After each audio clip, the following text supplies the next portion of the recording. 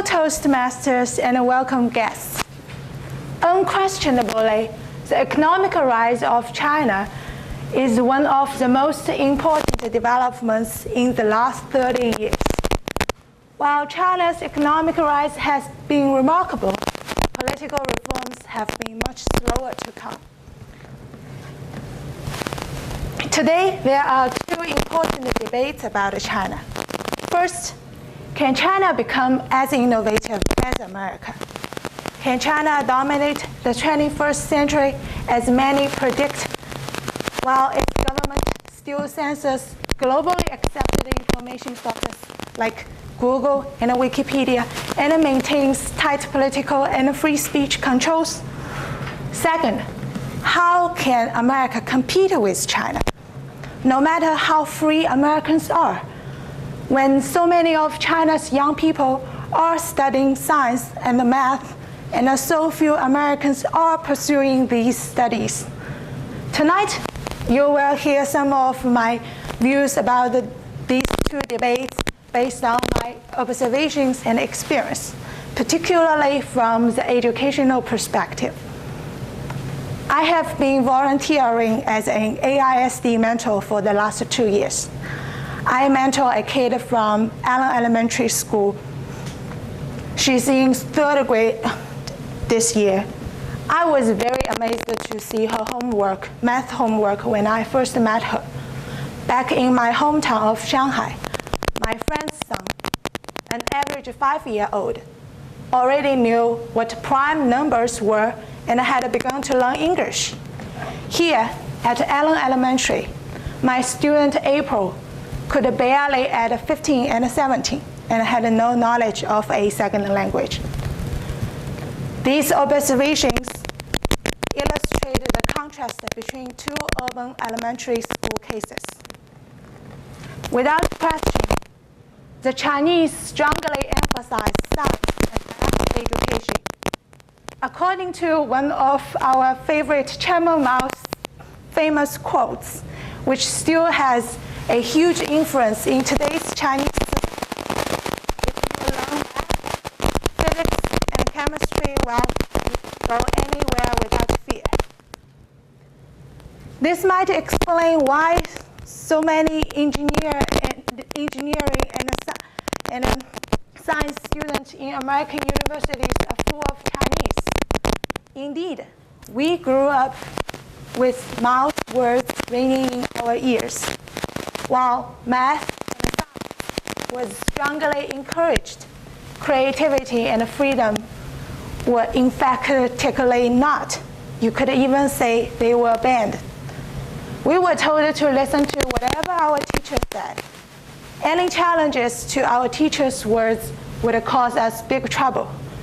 You may remember I told you my personal story that I was kicked out of class because of my various questions.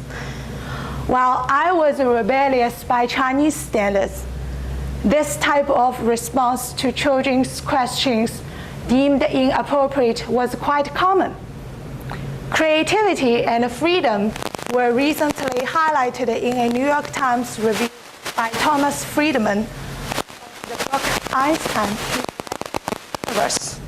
To me, Einstein's life is a testimony of unbreakable link between human freedom and creativity, and it is very relevant to this topic. Friedman mentioned that Einstein thought the freest society with the most rebellious thinking would be the most creative, end of quote. If America is going to have any advantage over China, it is because nurture rebellious, imaginative free thinkers rather than try to control expression.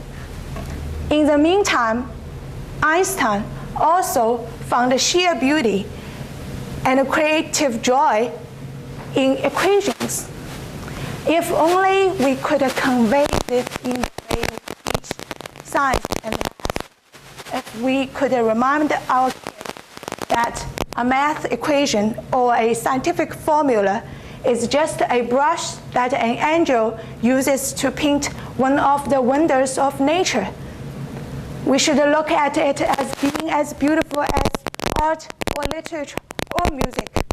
Then maybe we could nurture another Einstein and not have to worry that so many engineers and scientists in American graduate schools are from China, but the class is taught in Chinese. Friedman continued. What Einstein was able to do was to think visually. By being able to visualize and think imaginatively about science, he was able to see what more better trained academic scientists failed to see. It was a leap that better trained scientists could not make because they did not have the visual imagination. End of quote. My favorite Einstein saying is that imagination is more important than knowledge. A society that restricts imagination is unlikely to produce many Einsteins, no matter how many educated people it has. But a society that does not stimulate imagination when it comes to science and math won't either, no matter how much freedom it has. So my sense from reading Friedman's article is if Einstein were alive today, he would be telling both America and China that they have homework to do. Thank you.